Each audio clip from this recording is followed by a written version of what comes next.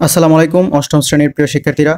তো তোমাদের পরবর্তী পরীক্ষা 15 তারিখ সোমবার, আরও 4-5 দিন বাকি রয়েছে। তো এই সময়টাকে তোমরা কাজে লাগাতে এবং এই সময়টাতে প্রয়োজনীয় চর্চা করতে আমি বুট বইয়ের প্রশ্নের মতো করে তোমাদের জন্য একটি শিক্ষার্থী নির্দেশিকা অর্থাৎ একটি নমুনা প্রশ্ন তৈরি করেছি, যা পড়লে তোমরা তোমাদের এই সময়টাকে কাজে লাগাতে পারো।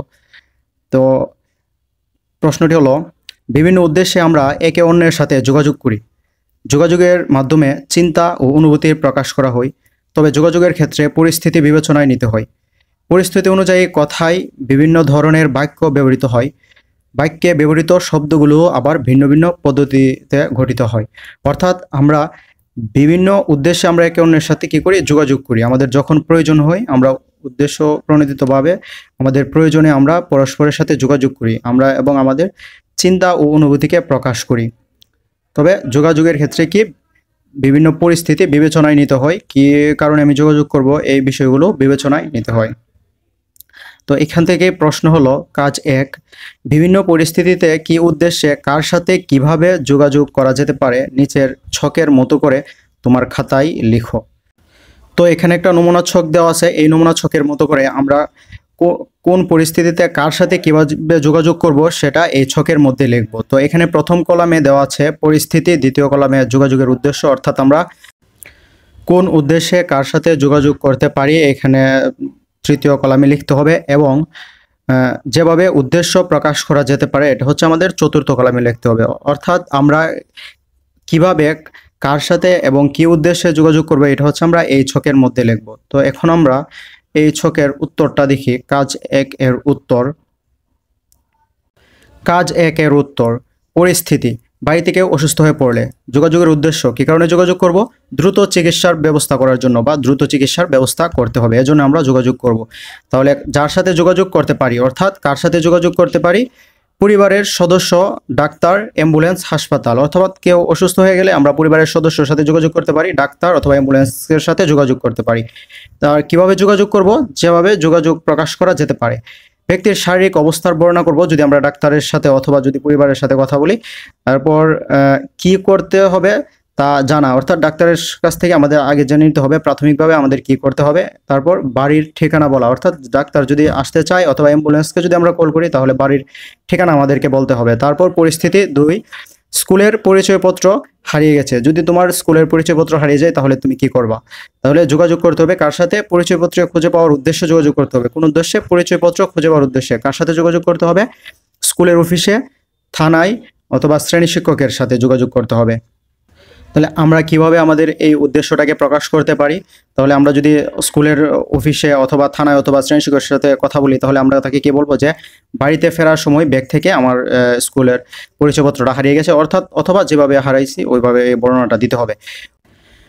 অচেনা এলাকায় দাওয়াতে যাওয়া, অর্থাৎ এখানে পরিস্থিতিটা হচ্ছে অচেনা এলাকায় দাওয়াতে যেতে হলে আমরা কি কার সাথে যোগাযোগ করব বা কি উদ্দেশ্যে যোগাযোগ করব। তাহলে যোগাযোগের উদ্দেশ্য কি, ঠিক মতো দাওয়াতে পৌঁছানো।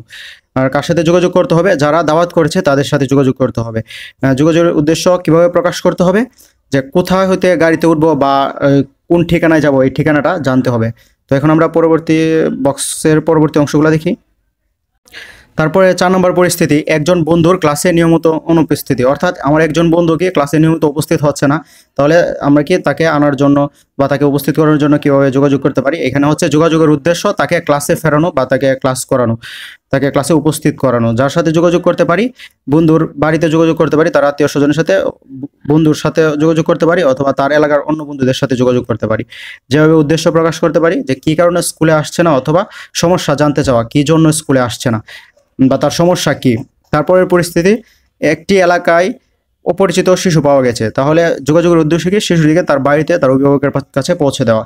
কার সঙ্গে যোগাযোগ করা যেতে পারে, থানায় যোগাযোগ করা যেতে পারে, এলাকার অন্যান্য মানুষের সাথেও যোগাযোগ করা যেতে পারে। তাহলে যেভাবে উদ্দেশ্য প্রকাশ করব, যে ছেলেকে নিয়ে গিয়ে বিস্তারিত বলবো থানায় অথবা অন্য মানুষকে দেখাবো।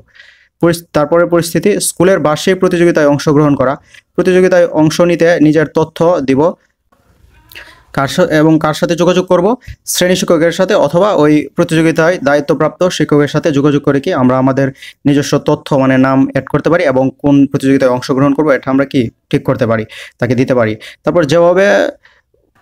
তারপর যেভাবে আমরা নিজের উদ্দেশ্যকে প্রকাশ করতে পারি, নিজের নাম বলবো, শ্রেণী বলবো, রোল বলবো, বয়স বলবো এবং কোন প্রতিযোগিতায় অংশগ্রহণ করবো সেটা আমরা কি শ্রেণী শিক্ষক বা দায়িত্বপ্রাপ্ত শিক্ষকের কাছে বলবো।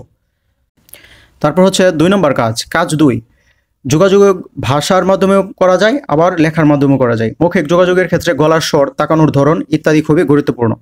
আবার লিখিত যোগাযোগের ক্ষেত্রে শব্দ এবং বাক্যের প্রয়োগ গুরুত্বপূর্ণ। লিখিত যোগাযোগ ব্যক্তিগত, প্রাতিষ্ঠানিক বা ব্যবসায়িক বিভিন্ন ধরনের হয়ে থাকে। অর্থাৎ আমরা যোগাযোগ ভাষার মাধ্যমেও করতে পারি, আবার লেখার মাধ্যমেও করতে পারি। যোগাযোগের ক্ষেত্রে ভাষা বা মৌখিক যোগাযোগের ক্ষেত্রে গলার স্বর, তাকানোর ধরন মানে অভিব্যক্তিটা কি অত্যন্ত গুরুত্বপূর্ণ, এবং লৈখিক যোগাযোগের ক্ষেত্রে আমাদের কি শব্দ এবং বাক্যের প্রয়োগ, কখন কোন বাক্য ব্যবহার করবো এটা কি খুবই গুরুত্বপূর্ণ। তারপর প্রশ্ন 1, মৌখিক যোগাযোগের ক্ষেত্রে যেভাবে পরিস্থিতি, চিন্তা, অনুভূতি, উদ্দেশ্য প্রকাশ করা যেতে পারে তা অভিজ্ঞতার আলোকে লিখো। তারপর প্রশ্ন 2, তোমাদের শ্রেণীকক্ষে পাঠাগার স্থাপনের জন্য স্কুলের প্রধানের সঙ্গে লিখিত যোগাযোগের একটি কাঠামো তৈরি করো। তো আমরা এর উত্তর কাজ 2 এর প্রশ্ন 1 এবং প্রশ্ন 2 এর উত্তরগুলো দেখে নিই। প্রশ্ন 1 এর উত্তর, মৌখিক যোগাযোগের ক্ষেত্রে যেভাবে পরিস্থিতি, চিন্তা, অনুভূতি, উদ্দেশ্য প্রকাশ করা যেতে পারে তা অভিজ্ঞতার আলোকে লিখো। তাহলে এর উত্তর হচ্ছে কি, প্রথম কলামে যোগাযোগের উদ্দেশ্য, দ্বিতীয় কলামে যেভাবে পরিস্থিতি তুলে ধরা যেতে পারে, তৃতীয় কলামে যেভাবে চিন্তা ও অনুভূতি প্রকাশ করা যেতে পারে, চতুর্থ কলামে যেভাবে উদ্দেশ্য প্রকাশ করা যেতে পারে। তাহলে প্রথম উদ্দেশ্যটা হচ্ছে বন্ধুর জন্মদিনে যেতে পিতার অনুমতি চাওয়া। তাহলে কিভাবে আমরা এটা পরিস্থিতিটা তুলে ধরতে পারি? বাবা, শুক্রবার আমার বন্ধু রিফাতের জন্মদিন, বন্ধুদের ও আমাকে দাওয়াত করেছে। তাহলে আমরা কিভাবে আমাদের উদ্দেশ্যটা তুলে ধরতে পারি? যেভাবে চিন্তা অনুভূতি প্রকাশ করা যেতে পারে, যে ওইখানে গেলে আমাদের কি অনেক মজা হবে, সবাই মিলে আমরা কি আনন্দ করব। যেভাবে উদ্দেশ্য প্রকাশ করা যেতে পারে, অনুষ্ঠান শেষ করে সন্ধ্যার আগে ফিরে আসবো, আপনি অনুমতি দিন। তারপর হচ্ছে 2 নম্বর পরিস্থিতি, বন্ধুরা মিলে নববর্ষে স্টল দিব, অর্থাৎ বাবার কাছে কি অনুমতি চাওয়া। বাবা, আমরা সব বন্ধুরা ঠিক করেছি এবার নববর্ষে আমাদের একটি স্টল থাকবে। তাহলে কিভাবে চিন্তা এবং অনুভূতি প্রকাশ করা যেতে পারে? বাবা, সবার পিতামাতাকে দাওয়াত দিব, অনেক ভালো হবে, সবার সাথে কি পরিচয় হবে। তারপর যেভাবে উদ্দেশ্য প্রকাশ করা যেতে পারে, যে আমরা প্রয়োজনের চেয়ে বেশি টাকা পয়সা খরচ করবো না, বা আমরা কোনো ঝামেলাতে জড়াবো না, আমরা সুন্দর করে আমাদের স্টল দেবো এবং আমাদের আয়োজন সম্পন্ন করব। তারপরে পরিস্থিতি, স্কুলের ক্যাবিনেট নির্বাচনে অংশ নেওয়া, অর্থাৎ পিতার কাছ থেকে বা মাতার কাছ থেকে অনুমতি চাওয়া যে স্কুলের ক্যাবিনেট নির্বাচনে অংশগ্রহণ করব। তাহলে যেভাবে পরিস্থিতি তুলে ধরা যেতে পারে, মা, আমি স্কুলের নির্বাচনে ক্যাবিনেট হতে চাই। তারপর যেভাবে চিন্তা ও অনুভূতি প্রকাশ করা যেতে পারে, বন্ধুরা সবাই আমাকেই সাপোর্ট দিচ্ছে, অর্থাৎ এই কথা বললে কি বাবারা একটু রাজি হবে।